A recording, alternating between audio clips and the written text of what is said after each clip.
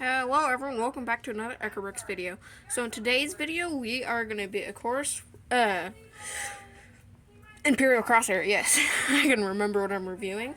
Anyways, let's get into the review and start off with the packaging.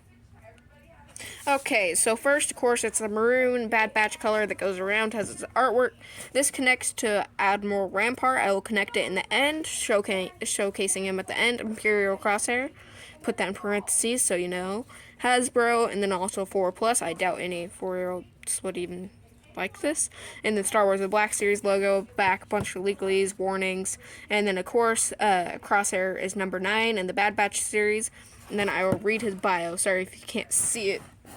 No, okay, I tried. Formerly a member of the Bad Batch, Crosshair's loyalty shifts after his team defects from Imperial service. Committed to the Empire, Crosshair leads a new squad of enlisted recruits. So, yeah, and then of course there's a window showing everything you get, and now let's get into the figure. Okay, here's the base figure, of course, with nothing on him, and oh dear. Don't talk about, okay. Tripod, okay. Now you guys just saw how big of a mess it is over there. Let's get into the figure. So, of course, Crosshair has the same face sculpt as he does with the normal Crosshair version, which it would be nice if it was the bald, like, burned version. You can just swap heads if you wanted to, depending, like, what time you wanted it. This is fine. I'm honestly fine with it. It's not too bad. Like, there's many customs out there if you do want a bald Crosshair. But anyways, let's go to the body. So starting off, this is reuse of Crosshair's normal thing. You can see the Clone Force 99 symbol and also this, which he has normal like stormtrooper things. So I'm considering of possibly like shaving this down so you can't see the 99s and then cutting this off so it will look a bit more accurate, but I'm like never done customizing. I want to get into it, but I haven't tried. And then he also has really nice weathering. Focus camera, that would be nice, maybe. But he has really nice weathering right there, like scratches, rust. You can see it all across there, and it makes no sense really, but since how recent this armor is, and then you can see it right there, and then of course his undersuit going down to the legs, it's still really weathered. That's what I really like about the Bad Batch figures. I believe this is almost all reuse of Crosshair besides like the torso of the normal Crosshair. You can tell by the gauntlets, since you can see right there, since that's a reused hunter, and I believe that's where his knife sheath went, and then also onto his belt, which is one of my favorite parts. It actually can store his pistol, and it also has like painted on silver. Like, this character doesn't have that much color in him, so I like that they went a bit farther and put the silver. And also on the back, he has like a couple of like those reflectors things that he used in like Clone Wars Season 7 to like reflect bullets off of it, and then more weathering on the back of his shin. And one thing that I noticed is that the plastic's a bit shinier down, like, if I put it in the light, you see that like shines a bit more than the other plastic. I like it has a different texture to it too. And then also there's of course a peg for his backpack to plug in, but we'll go into that later. And yeah, that's the base mold. And now let's go into accessories. So for accessories, of course, Crosshair comes with his helmet, and the rangefinder can move up and down. Can't go all the way back, but like goes pretty far. Just goes like basically 90 degrees both way. And then of course you can snugly fit that on his head, and it looks pretty good. One gripe that a lot of people have is that the helmets kind of look a bit big on their head, but I'm fine with it since that's how it is in the Clone Wars and also the Bad Batch. So yeah. And then also of course he comes with his pistol. This is like a standard issue pistol. It comes with like Rex Bly and a lot of other clones. Yeah, just basic pistol. And also he has a backpack which has really nice paint to it. It has some weathering, like scratches and stuff. Also all around right here, some rust maybe. And then of course there's the peg that can peg on, but I really like how they painted it on right there. And of course it can go on his back like so.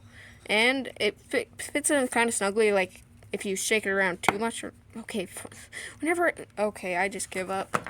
And then he also comes with a sniper. There we go. Sniper. It's the same as the normal Crosshair uses, but if you see right here, there's a peg, and you may think that you can just hold it like this. But if you look on the in the show, it can break down like this, so you can just like, there's a little peg right there, and it pegs in there, and it can come out. and you can store it on his backpack, like so. And then this slide through right, nope, this way. And right there, and then it stores and looks pretty good. Anyways, that's it for accessories. Let's get into articulation. Okay, for articulation, Crosshair, of course, has a dumbbell joint for his head. It has really good like motion, like really good. And then also a ball joint at the bottom right there too. And look up, down. Also got some tilt, and then also like ball all around. And then this, with the new, kind of like what they do with a lot of the newer figures, is that they have like a little plastic piece tucked in between the butterfly and the top, so like goes up with it. And this is really good and goes way past 90. And then he also got a swivel right there. Of course, has a single jointed elbow, can go up past 90, pretty good. And then also he has a ball joint right there, so he has really good like hula hoop up, down, up. And yeah, and then he's also got a trigger finger hand, can go up and down.